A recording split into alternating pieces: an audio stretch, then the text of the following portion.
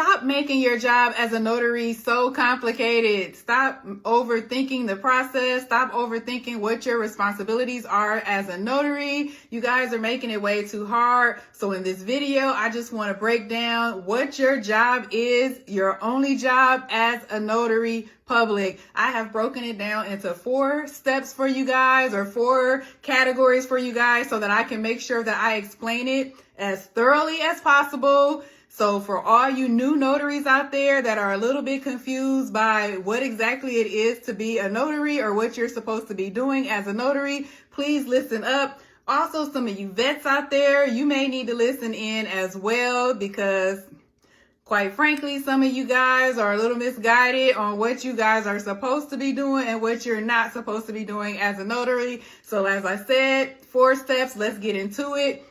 Your first job as a notary public is to verify the signer's identity.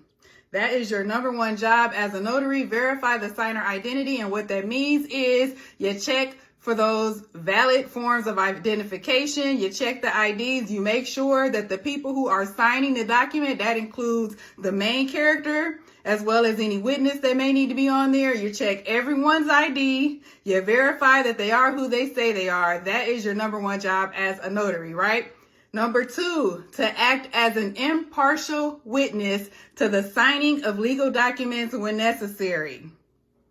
Impartial witness is not the same witness as the witnesses on the document that you're signing where it says witness. It's not that witness. It's an impartial witness, because some documents must be signed in front of you as a notary.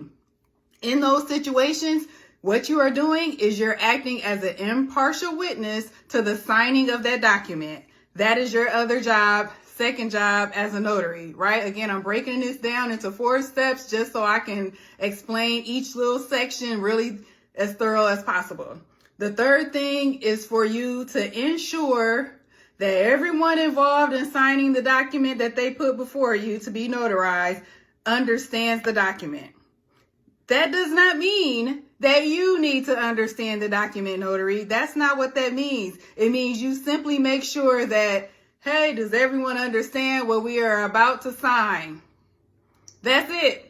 You make sure they understand it, and hopefully they say yes. If they say no, your only job at that point is to advise for them to go speak to legal counsel or to whoever gave them the document for that person to explain it to them. Your job is not to explain it to them. Your job is not to try to understand it. You never should do that. You need to point them back into the direction of whoever gave them the document or legal counsel, whatever it may require, and refuse to notarize it because they don't understand it. That's your third job. And the fourth job for you as a notary is, in some cases, you will be required to administer an oath or an affirmation where it's required for jurats. Sometimes you may have to read an oath and they have to they have to agree to the oath or whatever before they sign it, or an affirmation they have to affirm yay or nay, that sort of thing. That is also your job as a notary. So again, those 4 acts, or 4 things I should say, as a notary that we are responsible for is to verify signer's identity, to act as an impartial witness to the signing of legal documents, to ensure that everyone signing the documents understands what they are signing. And the last thing is, again, to administer oaths and affirmations when necessary. And that's going to be when you're dealing with jurats and stuff like that. What you are not supposed to do as a notary public is to give any sort of legal advice. That's the unlicensed practicing of law, and that's the quickest way to get decommissioned, if that's the correct word, for you to lose your commission as a notary. You never, ever try to give them any type of advice about their documents. You just point them, the most you can do is point them to go and consult an attorney and let them know that you're not an attorney and you're not allowed to give them that information.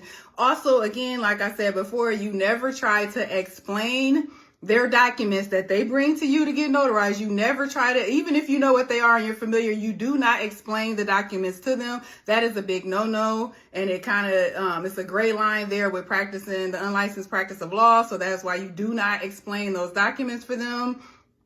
They should know what they're signing, and if not, again, you just point them back to whoever gave them the documents or to consult an attorney. That's it. And if you do need to explain a document, which the only documents as a notary that you are allowed to explain is if you have to attach an ELUS certificate that you have in your possession, if they need a loose certificate, so an acknowledgement form, giraffe form, whatever, your only job is to explain what those forms are, how they're used, and let them decide which one that they want to attach to their document. Just make sure that you clearly, thoroughly explain what the documents mean so that you can make sure that they're picking the correct one, because you are not allowed to tell them which one to pick. You just can explain what they mean. So that is it. That is your job as a notary. Quit making it so hard on yourself. Quit feeling like you have to learn all these different laws and learn what all these documents mean. You do not need to go and try to be trained on what these documents mean. You just need to make sure that you're verifying their identity, that you are witnessing them sign documents when required, that you ensure that they understand what they have in front of them, and that you administer your oath and affirmation. That is it. If you have any questions, comments, or concerns, drop them below. Thank you, and I will see you guys later.